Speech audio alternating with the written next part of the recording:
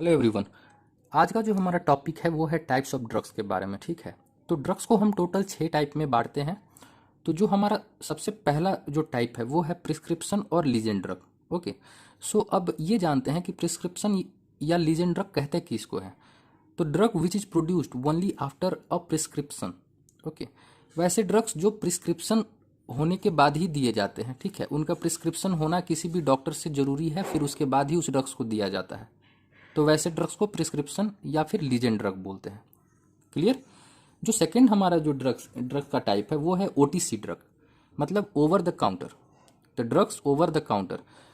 ऐसे ड्रग्स को बेचने के लिए, ऐसे ड्रग को सेल करने के लिए किसी भी डॉक्टर के प्रिस्क्रिप्शन या एक्सपर्ट के प्रिस्क्रिप्शन की जरूरत नहीं होती है। The drugs can be sold without any prescription.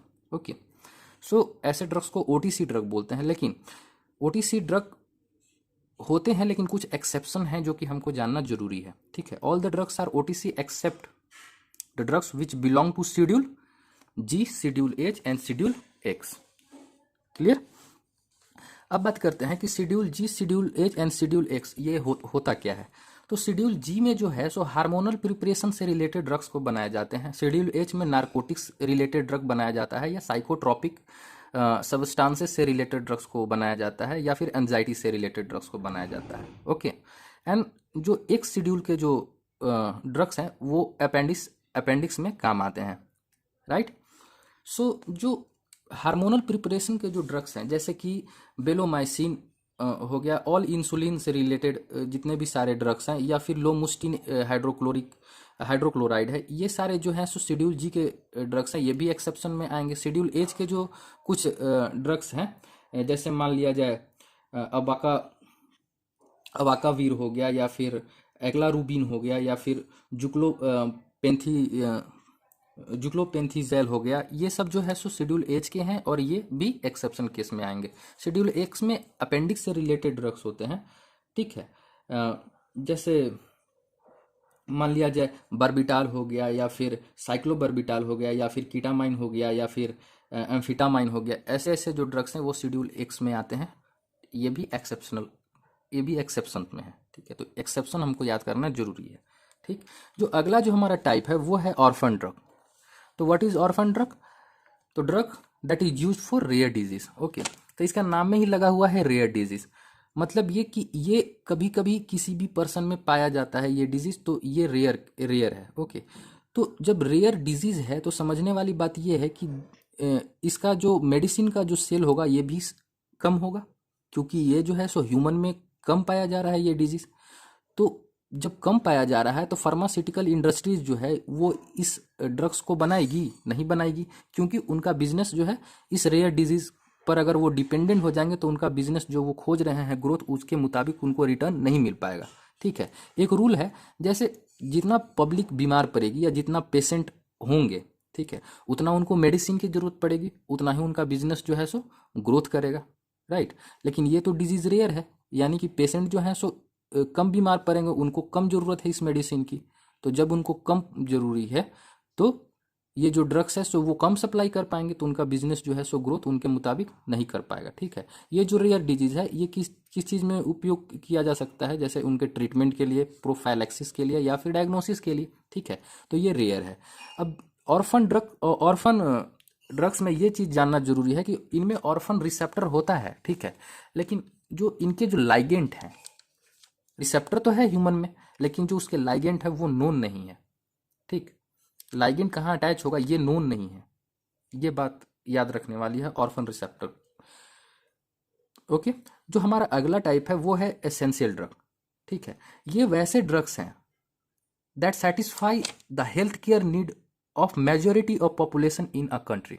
ठीक है, किसी भी एक कंट्री के मेजोरिटी जो पॉपुलेशन है उसके हेल्थ केयर के नीड को ये जो एसेंशियल ड्रग्स हैं वो सेटिस्फाई करते हैं। ठीक है, उसको जो है सो पूरा करते हैं।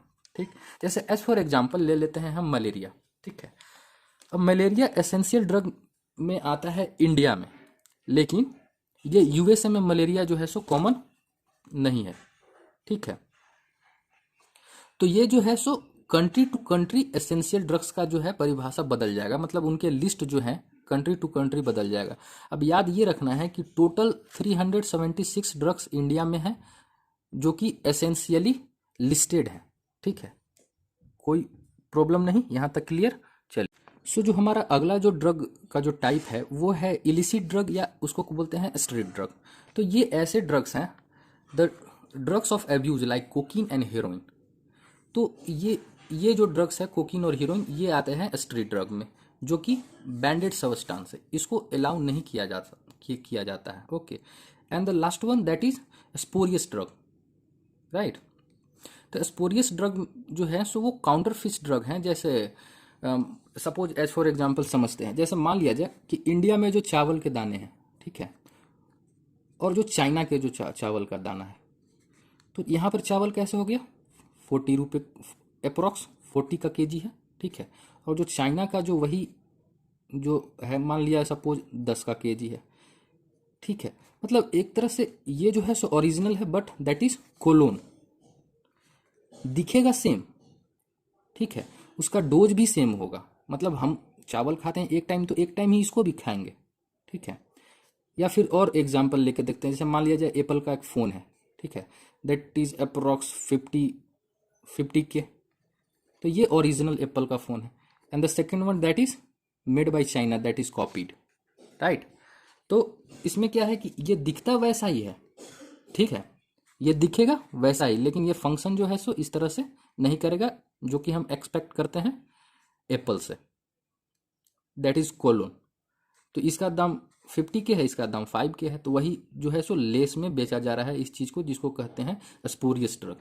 तो ये डोज में भी सेम हो सकता है, ठीक है, या लेस डोज हो सकता है, या फिर डिफरेंट डोज हो सकता है। जैसे पैरासीटामोल, ठीक है, अब पैरासीटामोल जो है वो सेम डोज, जो ओरिजिनल जो मेडिसिन है वो सेम डोज होता है, और जो क्लोन जो बन रहा है, जो और सभी फार्मा इंडस्ट्रीज और भी जो बना रही हैं, ठीक है, जैसे इन एग्जाम्पलों में देखें तो उसका भी डोज सेम हो सकता है, उसका डोज लेस भी हो सकता है, ठीक है। जैसे सिप्राफ्लॉक्सासिन, उसका जो डोज है वो डिफरेंट होगा इस केस में, ठीक।